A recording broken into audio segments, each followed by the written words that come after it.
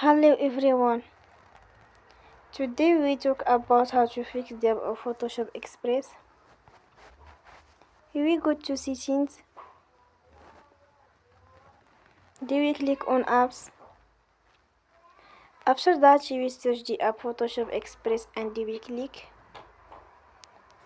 Then you will unforce stop.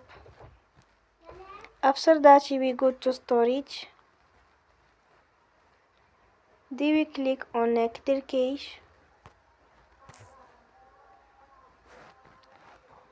Here we go to Play Store. And you will update your app.